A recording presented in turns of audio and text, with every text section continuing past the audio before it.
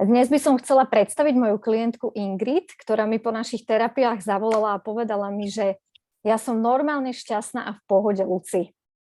Pamätám si na tvoje slová, veľmi si ma potešila nimi, lebo keď si za mnou prišla, pamätám si, že si bola veľmi vyčerpaná z práce.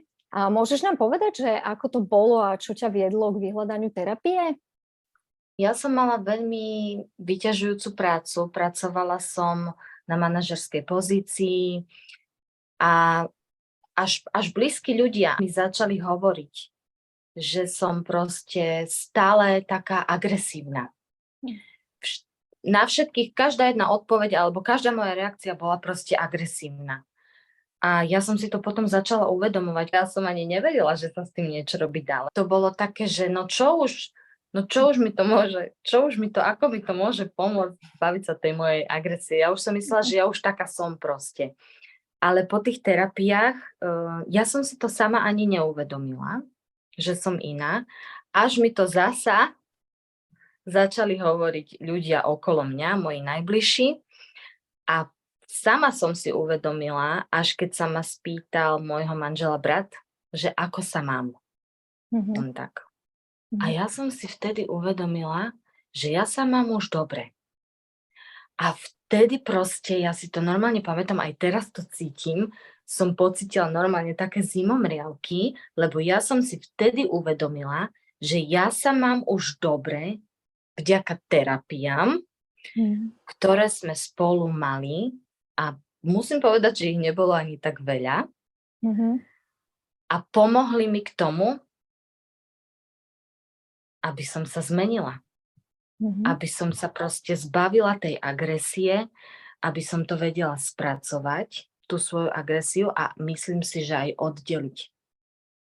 Hej, čiže to bola taká prvá...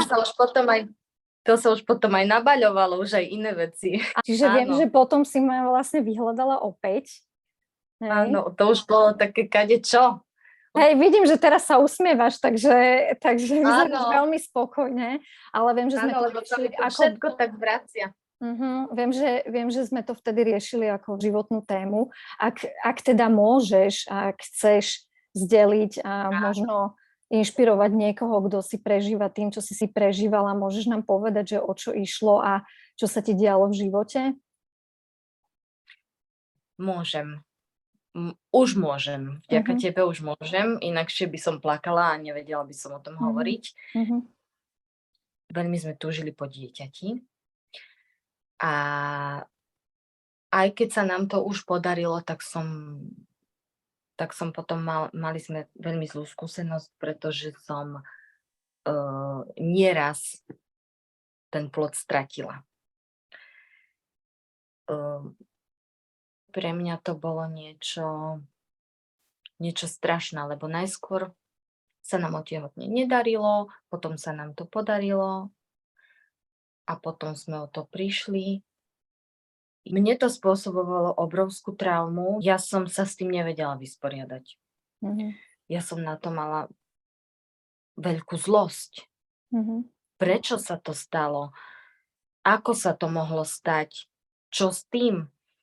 Proste ja som sa s tým vôbec nevedela vysporiadať. A bez teba by som to asi ani nikdy nedala. Nieslo by sa to so mnou celým životom. A čo si pamätáš, že bolo také kľúčové, vieš, pre teba v tej terapii? Proste si pamätám také uvoľnenie už aj počas prvej terapie. Proste úplné uvoľnenie a nakoniec terapii také zmierenie sa s tým. Taký úplný pocit mieru, že také prijatie všetkého. Ďakujem za zdieľanie, Ingrid, takejto veľmi hlbokej témy. A myslím si, že kto nás počúva, tak dúfam teda, že môže byť inšpirovaný, že nemusí byť na to sám. Hej? Áno, ja si to neviem predstaviť, čo by som robila, keby som o tebe nevedela. Keby som nevedela, že sa s tým dá pomôcť. A že je to také jednoduché, poprosiť o tú pomoc. A že ona tam naozaj je. lebo tá pomoc, ty si mi naozaj pomohla. Ty si mi naozaj pomohla prijať, zmieriť sa s tým, upokojiť sa a proste taký pokoj duše. Najlepšie na tom je, že ono sa to stane samo. Ja som preto nemusela v podstate nič urobiť. Lebo keby si niekto myslel, že no ale ako je to možné, ako sa to stane? Ono sa to proste stalo. Ja neviem ani ako. Som veľmi ráda teda, že sa dneska cítiš takto, ako sa cítiš, a že máš aj krásne dievčatko, Áno. z ktorého sa môžeš tešiť. Ja som proste bola vždy po každej terapii. Po každej terapii taká ako keby znovu zrodená. Taká čistá hlava, proste vyčistené myšlienky, pozitívne nabitá. Veľakrát som išla na terapiu s tebou a ty si mi otvorila iba komunikáciou medzi nami, dialógom, že áno, tak toto si prosím zapíšme, lebo toto ja potrebujem vyriešiť. Že sa ti niečo otvorilo, hej?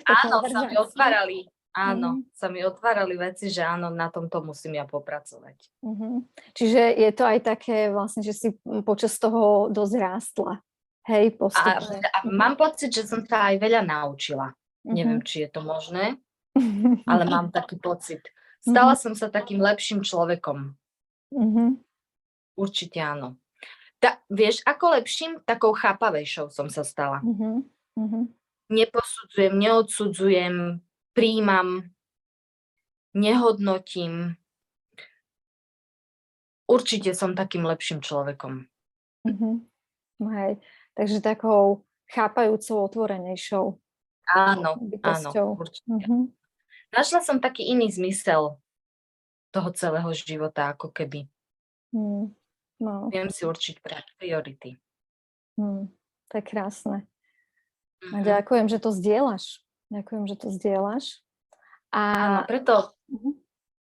preto hovorím, že želám si, aby každý človek tejto zeme sa mohol s tebou aspoň porozprávať.